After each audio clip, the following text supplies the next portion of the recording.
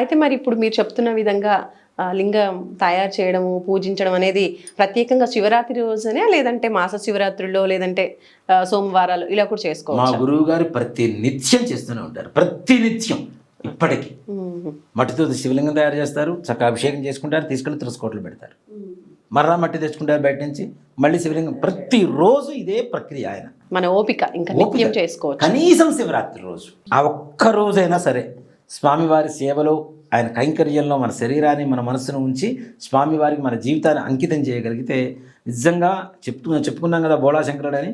ఆయన మనతోనే ఉంటాడు, మనలోనే ఉంటాడు, మనల్ని అనుగ్రహిస్తూ ఉంటాడు. మనం పుట్టుక దగ్గర నుంచి ఆయనలో లయం చేసుకునేంత వరకు మనకు కావలసిన ప్రతి పని ఆయన చేస్తూ ఉంటాడు. భస్మం, ఆయనకి పెట్టినటువంటి భస్మం కానీ, ఇక్కడ ఇంకోటి కూడా నాన్న, చాలామంది కూడా శివాలయాలకు వెళ్తూ ఉంటారు. శివాలయాలకు వెళ్ళి చాలామంది చెప్తూ ఉంటారు, శివుడి ప్రసాదం ఇంటికి తెచ్చుకోకూడదు, భస్మం తెచ్చుకోకూడదు, ఆయన కొబ్బరి చెప్ప ప్రసాదం నైవేద్యం పెట్టి తెచ్చుకోకూడదు అనేటువంటిది ఒక ఇది. ఇక్కడ చాలా మందికి ఉండేటువంటి అనుమానం ఏంటంటే, శివుడు శ్మశానంలో ఉంటాడు కదా, శ్మశానం నుంచి మనం ప్రసాదం తెచ్చుకున్నట్టే అని చెప్తూ ఉంటారు చాలామంది. కానీ అలాంటిది ఏమీ లేదు. శివుడికి నైవేద్యం పెట్టిన ప్రతి ఒక్కటి కూడాను, శివుడికి అభిషేకం చేసిన నీళ్లు మొత్తం ఉత్తరం వైపు బయటకు వస్తూ ఉంటాయి. అక్కడ చండీశ్వరుడు ఉంటాడు. ఆ చండీశ్వరుడికి చూపించి ఆయన దగ్గర అనుజ్ఞ తీసుకొని అది తెచ్చుకోవచ్చు. దానికంటే అక్కడి నుంచి వచ్చే శివుడి మీద పడేటువంటి ప్రతి వస్తువు, నీళ్లు కావచ్చు, పంచామృతాలు కావచ్చు, ఏవైనా దళాలు కావచ్చు, ఏవైనా సరే మొత్తం చండీశ్వరుడికే ప్రసాదంగా చెందాలని చెప్పి చండీశ్వరుడు వరాన్ని పొందాడు ఈశ్వరుడి దగ్గర.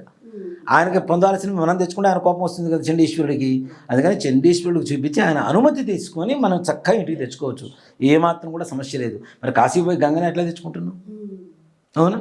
మరి గంగా నది ఒక చోట ప్రవాహం జరగాలి అనేటువంటి ఒక సృష్టి జరిగినప్పుడు దాన్ని మన ఇంటి దాకా తెచ్చుకోవడం పాపమేగా మరి, కదా. చాలామంది తెచ్చుకుంటారు, తెచ్చుకొని వాడేసుకుంటూ ఉంటారు, అది కూడా తప్పు. అక్కడి నుంచి అనుమతి తీసుకొని తెచ్చుకోవాలి, తెచ్చుకున్న తర్వాత పూజ చేసుకునే వాడాలి. అంటే అనుమతి తీసుకోవడం అంటే ఏ విధంగా? ప్రార్థన అంతే. మనకి చేతనైన విధంగా గంగామాతని ప్రార్థించి, అమ్మ నేను తీసుకొని వెళ్తున్నాను, భగీరథుడు భూమి మీదకి తీసుకొచ్చాడు బందీ అయినటువంటి గంగాదేవిని, అవునా? అలా ప్రవాహంగా వెళ్ళేటువంటి ఆవిడ మళ్ళా మనం చెంబులోనో గ్లాసులోనో బాటిల్లోనో బంధిస్తున్నాం కదా. కాబట్టి ఆవిడ అనుమతి తీసుకొని ఆ నీళ్లు తెచ్చుకొని ఇంటికి తెచ్చుకున్న తర్వాత మరలా గంగా పూజ అనేటువంటిది ఒకటి ఉంటుంది దేవుడి దగ్గర. కాశీ సమారాధన అంటాను నాన్న. కాశీ సమారాధన, కాశీకి వెళ్ళొచ్చిన ప్రతి ఒక్కళ్ళు తప్పనిసరిగా 10 మందికి భోజనం పెట్టాలి. గంగ నీళ్ళు తెచ్చుకొని గంగకు పూజ చేయాలి, కాలభైరవ పూజ చేయాలి, 10 మందికి భోజనం పెట్టాలి. దేనికి? కాశీకి వెళ్ళిన వాడు వెనక్కి తిరిగి వచ్చేటువంటి పరిస్థితులు పూర్వకాలంలో లేవు కాబట్టి, వచ్చాడు అంటే వాడు మృత్యుంజయుడే. కాశీకి వెళ్ళినా కాటికి వెళ్ళినా ఒకటే కదా. పూర్వకాలంలో ఇన్ని ప్రయాణ సౌకర్యాలు లేవు. ఇప్పుడేముంది, పొద్దున ఎక్కితే ఫ్లైట్ గంటలు చేరుతాం, మళ్ళీ దర్శనం చేసుకుని సాయంత్రానికి హైదరాబాద్ వచ్చేస్తాం. ఒక రోజులో వచ్చేయచ్చు. అంతే, ఒక రోజు గట్టిగా, ఒక రోజు 24 గంటలు కూడా పట్టడాల కదా. పూర్వకాలం నుండి బండ్ల మీద నడుచుకుంటూ వెళ్ళేవాళ్ళు. కాశీకి పోతే మళ్ళీ వెనక్కి తిరిగి వచ్చేటువంటి పరిస్థితులు ఉండేవి కాదు. అందులో కాశ్యాంత మరణాన్ముక్తి అనేటువంటి శాస్త్రం ఉంది కాబట్టి అక్కడ చనిపోతే ముక్తి ఉంటుంది, మరలా జన్మ ఉండదు, జన్మ రాహిత్యం కలుగుతుంది. కాబట్టి అక్కడ చనిపోవడానికి ఇక్కడి నుంచి బాధ్యతలు మొత్తం నెరవేర్చుకొని వెళ్ళిపోయి అక్కడే ఉండి చనిపోయేవాళ్ళు కొంతమంది ఉంటారు. ఇక ఎంతకాలానికి చావు రాక ఇంటి దాకా వచ్చి ఇంటి గడప తట్టుకొని కింద పడిపోయి చనిపోయేటువంటి వాళ్ళు కొంతమంది ఉంటారు. అంటే పరమేశ్వరుడు అక్కడ వాళ్ళకి ఎక్కడా కూడా ముక్తి ఇవ్వడానికి అవకాశం లేనంత పాపాలు వాళ్ళు చేశారు. కాబట్టి కాశీలో మరణం పొందడం అంటే సామాన్యమైన విషయం కాదు కదా. అంత గొప్ప క్షేత్రంలో కాశీలో చనిపోయినటువంటి ప్రతి జీవికి కుడి చెవి పైకి తిరిగి ఉంటుంది నాన్న. అది కుక్క కావచ్చు, నక్క కావచ్చు, మనిషి కావచ్చు, ఎవరైనా సరే కుడి చెవి ఇట్లా పైకి తిరిగి ఉంటుందిట. ఎందుకు అంటే కాశీలో చనిపోయేటువంటి జీవికి కొన్ని క్షణాల ముందు ఈశ్వరుడు వచ్చి రామతారక మంత్రాన్ని చెవిలో ఉపదేశిస్తాట. అది వినడం కోసం ఇలా చెవి పైకి తిరుగుతుంది. రెక్కించుకొని వింటామంటాం మనం. గోడకి ఇలా పెట్టి వింటుంటారు కదా, అలా రెక్కించుకొని వినటం కోసం, ఆ రామతారక మంత్రం వినడం కోసం, ఈశ్వరుడు చెప్పేటువంటి మంత్రం వినడం కోసం చెవి రెక్కించుకొని వింటుందిట. ఇంతవరకు ఏ సైన్స్కి అందుబట్టని ఒక రహస్యం. ఎందుకు చెవులు అట్లా తిరుగుంటాయి అనేది ఎవరికి అర్థం కాదు. ఏంటి అంటే సాక్షాత్ పరమేశ్వరుడు రామతారక మంత్రాన్ని ఉపదేశిస్తాట. వాళ్ళ జన్మరాహిత్యం, అందుకనే కాశ్యాంత మరణాన్ముక్తి అని చెప్పేది. కాశీలో చనిపోవడం అనేది ఎంత గొప్ప అనేది ఎందుకు అంటే శివుడి గొంతు వినడం, అంతకుమించి ఇంకేం కావాలి? జన్మరాహిత్యం కలక ఇంకేమవుతుంది చెప్పండి? మరలా జన్మ ఉంటుందా మనకి? ఆయనలో లయమైపోతాం గ్యారంటీగా. కాబట్టి అలాంటి క్షేత్రాలకి ఇప్పుడు నిజంగా ఇంకోటి కూడా చెప్పాలి అంటే, ఒక పండగ వచ్చిందంటే నాన్న వేలం బెరిగా పడిపోతున్నారు. అవును, ఆలయాలకు వెళ్ళిపోతున్నారు. తొక్కిసలాట. మన వైకుంఠ ఏకాదశి మనకి తిరుపతిలో ఏం జరిగింది? ఎంత తొక్కిసలాట జరిగింది. అలా తొక్కిసలాట వద్దు. ఆ రోజున పరమేశ్వరుని నిజంగా పరమేశ్వరుని చూడగలిగితే ఎక్కడ చూడాలి? ఎక్కడైనా చూడవచ్చు. మన దేహమే దేవాలయం, జీవుడే సనాతనమైన దేవుడు. ఆయన చూడగలిగితే చాలు.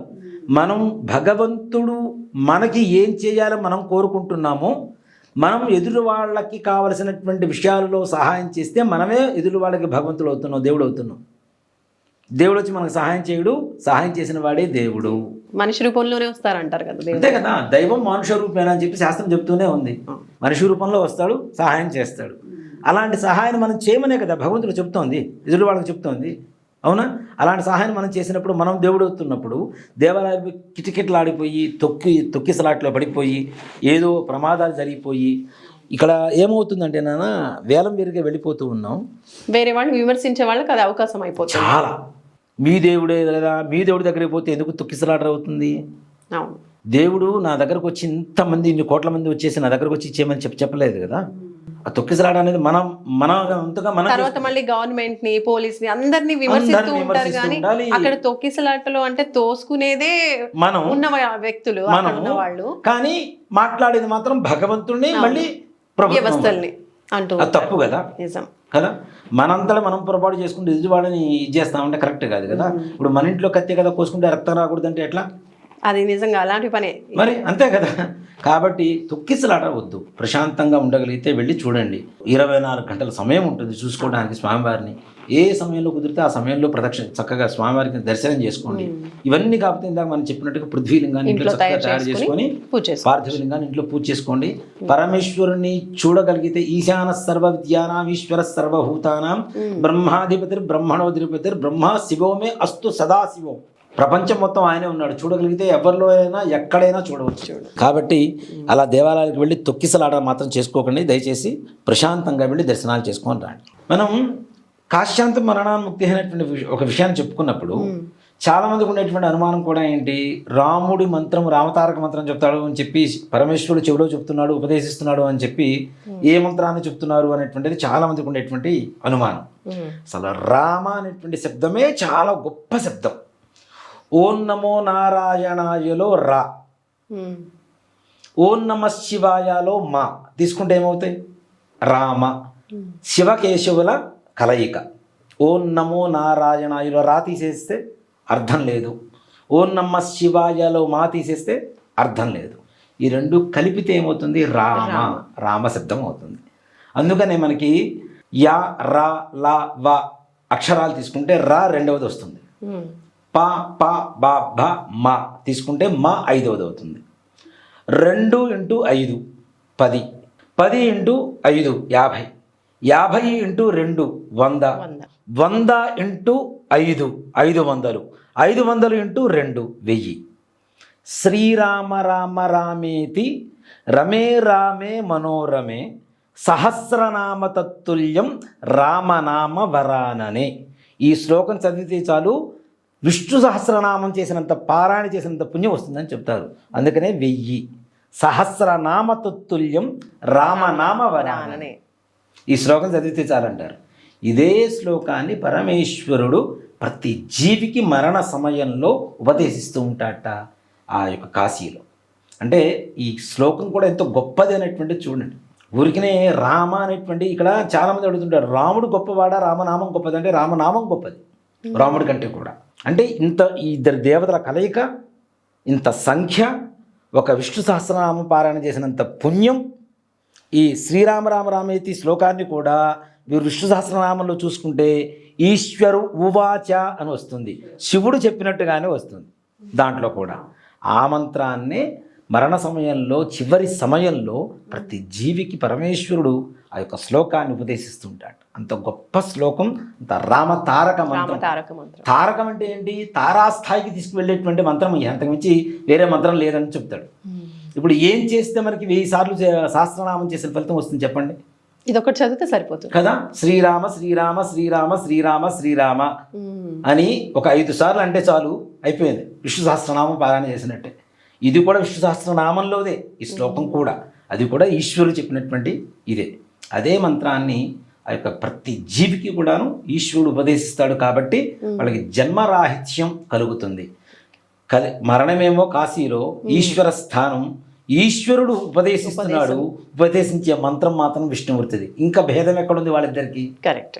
అవునా? అవును. ఇక్కడ చూడండి, ప్రతి గుళ్ళలో ఎక్కడ చూసినా కూడాను యమధర్మరాజు లేదంటే ధర్మరాజు, ఈ పాండవులు, రాముడు, వీళ్ళందరూ ప్రతిష్ఠ చేసినటువంటి శివలింగాలు ఉంటాయి, కానీ శివుడు ప్రతిష్ఠ చేసిన ఏ దేవతా విగ్రహాలు లేవు. ప్రపంచం మొత్తం ఎక్కడ వెతికినా శివుడు ఏ దేవతని ప్రతిష్ఠ చేయలేదు, కానీ శివుణ్ణి మాత్రం అందరూ దేవతలు ప్రతిష్ఠ చేశారు. రాముడు కూడా పూజించారని ఇప్పుడు చెప్తుంటారు. రామేశ్వరం అదే కదా నాన్న. రామ ప్లస్ ఈశ్వరం రామేశ్వరం. ఈశ్వరుడు బ్రహ్మహత్యాది పాతకాలు పోవడం కోసం, రావణాసురుడు బ్రాహ్మడు, ఆయన చంపినటువంటి పాపాలు పోవడం కోసం అని చెప్పేసి రామేశ్వరంలో ఈశ్వర ప్రతిష్ఠ చేద్దామని చెప్పి ప్రతిష్ఠ చేస్తూ ఉంటే ఆంజనేయ స్వామి వారిని శివలింగం తీసుకురమ్మని పంపిస్తారు. ముహూర్త సమయం ఆసన్నం అవుతుంది, ఆయన వచ్చేసరికి శివలింగం రాదు, ముహూర్తం మించిపోతుందని సైకత లింగం, మట్టితో తయారు చేసినటువంటి లింగాన్ని తయారు చేసి ప్రతిష్ఠ చేస్తారు. ఆ సమయంలో ఆంజనేయ స్వామి వారి కోపం వచ్చి, నేను తీసుకొచ్చిన శివలింగం ప్రతిష్ఠ చేయరా అని చెప్పి తోకతో దాన్ని లాగడానికి చూసినా అది కూడా రాదు. ఇప్పటికీ ఆ సైకత లింగమే మనకి రామేశ్వరంలో ఉంది.